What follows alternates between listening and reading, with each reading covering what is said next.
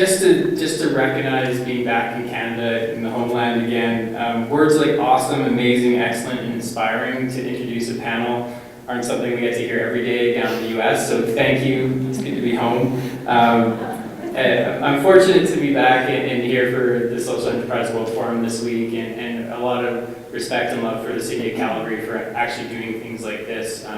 What I hope to share today is a little bit about what we've been doing at B Lab, the nonprofit behind the B Corporation movement, and also, really laid in as far as what's been happening here in Calgary, which is really unique and leading in Canada from a Canadian perspective as well. And something we feel proud of. I know there's some really familiar faces in the crowd that know very much what I'm talking about here. At B Lab, our real theory of change here is about this movement of business towards solving social and environmental problems.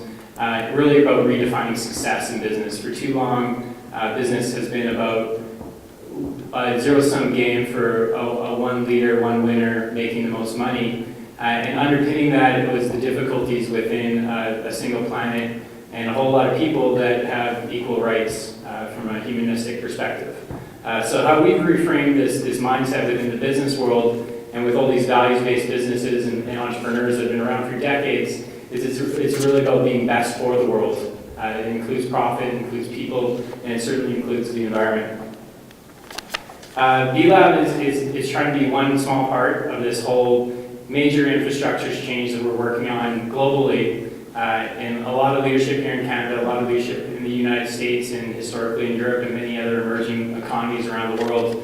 What we do at B Lab, our founders were from the business world and scaled the company and tried to exit, and unfortunately the mission disappeared on exit when they sold for $250 million. So they really felt that the current capitalist system and the corporate model, especially in the US, was experiencing some difficulties with this mission-driven approach to doing business and doing good and being the best for the world. Being that they're from Philly, they also took a lot from the US with the founding fathers and the writing of the Declaration of Independence out of Philadelphia, and in particular with Ben Franklin. And in the 1700s, when Ben Franklin and all those U.S. founding fathers were getting together, they looked at Europe and they looked at this new country being formed, being the United States of America, and they really were trying to create a new society that was as prosperous or even more prosperous than Europe was. And what Ben Franklin really realized was you needed a laboratory to experiment and drive new things, and you needed more of everything good in an academic and thought-provoking way to really push society to the next level. At B Lab, we've tried to embrace that from the new economy perspective, and really touching on three of what we see as critical points, leverage points in that system. One being showcasing leadership within the entrepreneurs. So how do you tell a good company from good marketing? Certified B Corporation aims to add that credibility at the company level to show where companies are leading the way. On the policy side, the Benefit Corporation, new corporate form for the United States, has been revolutionary and is only just emerging on the global side. From the impact investing space, we've been really working with Gears, as you've been hearing about it for the last 3 years, and now we're relaunching under B Analytics to enable a platform for impact investors, private equity, and entrepreneurs from those working with Mars and like to measure what matters. So what is a certified B Corp? Sorry, I'm going to breathe for 1 second here. A certified B Corp is a certification that really recognizes a company that is embodying a holistic approach to doing business. They're for-profits, and they must pass the bar for verifiable performance for social and environmental good. That includes how they engage with the community locally, within their supply chain, their environmental practices, and as well as the worker practices and the like that goes into it. These are cross-industry, these are performance standards, so they must be held up to a minimum bar for performance. Many of the things that Derek was relating to with the property reduction initiative here in Calgary around inclusive business practices actually fit into what we assess through our B Impact assessment for companies to look at and be awarded points for, say, giving the living wage allowance or salary for for employees or looking at healthcare and wage benefits and the like. B Corps aren't only in the US, there is a large contingent down there. There's many here in the audience and in the city of Calgary. No less than 8 B Corps now reside in the city of Calgary. And in total, the city, the province of Alberta has 8 B corporations, so congratulations for having all of them. I think that's evidence in itself that there's something unique going on in this city, which is also held in spirit with other cities around Canada, such as Toronto and Vancouver, have a high level of engagement.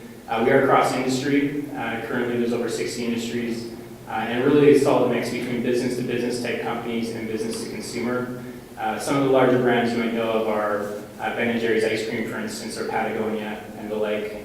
Some of my favorite Canadian companies do include Bullfrog Power, and I'd probably be insulted if I didn't name Eudaimonia or a few other local ones here that are doing great work on the ground, as well as Robin Conscious Brands down on the chair over there. One of the ones I really like sharing is a company called Roshan.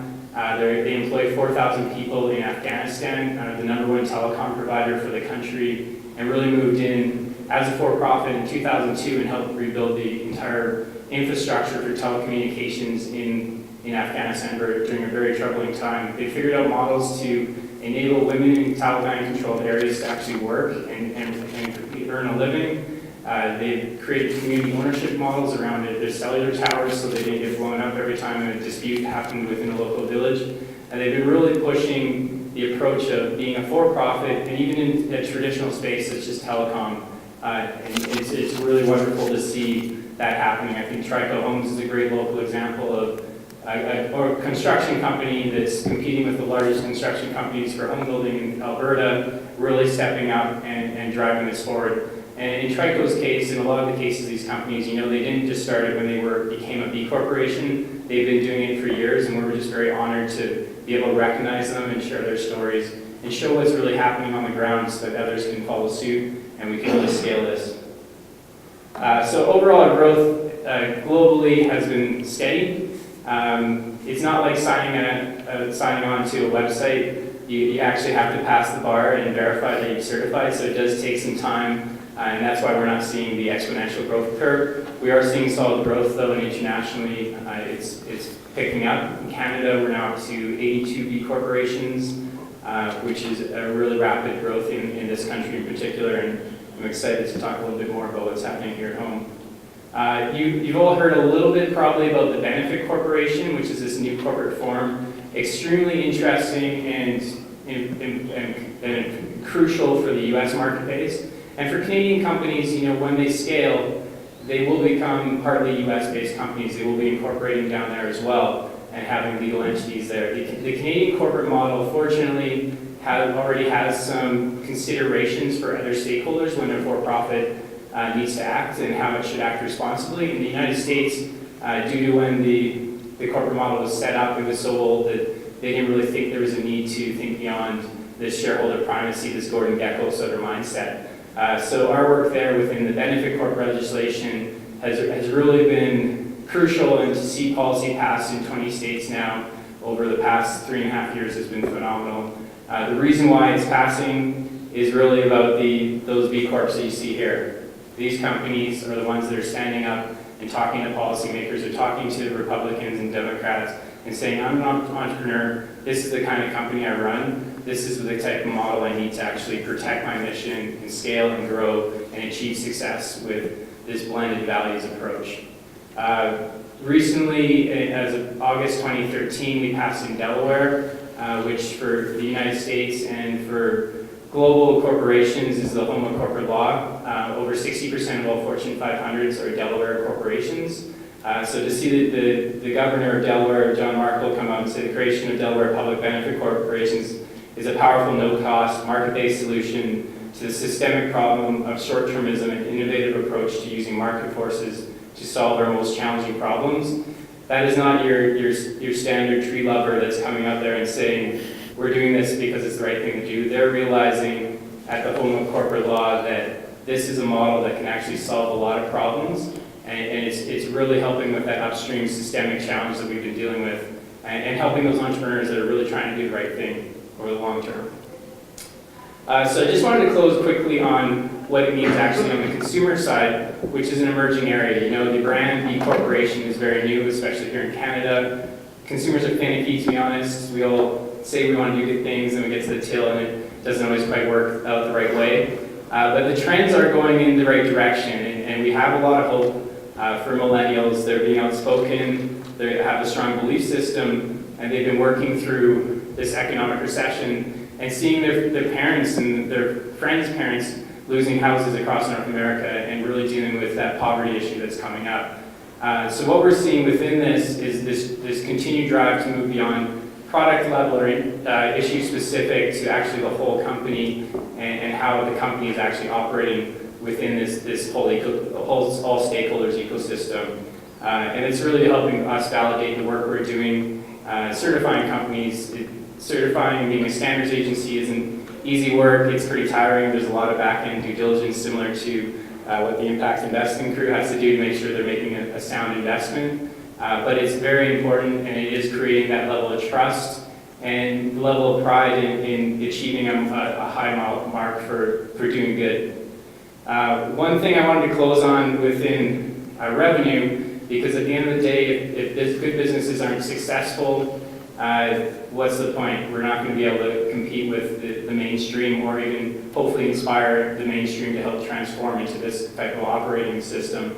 What we've seen within the natural products category last year, we looked at our 90 certified B corporations within the natural products category. So that's think foods, beverages, teas, coffees, granola, etc. We looked at our 90 B Corps in that category, representing over 4,000 products. And through the US sales channels last year, their growth was combined at 15% growth, which actually was outgrowing the total natural category, total certified organic, and outcompeting consumer packaged goods in general at a 15% growth versus 3.4%.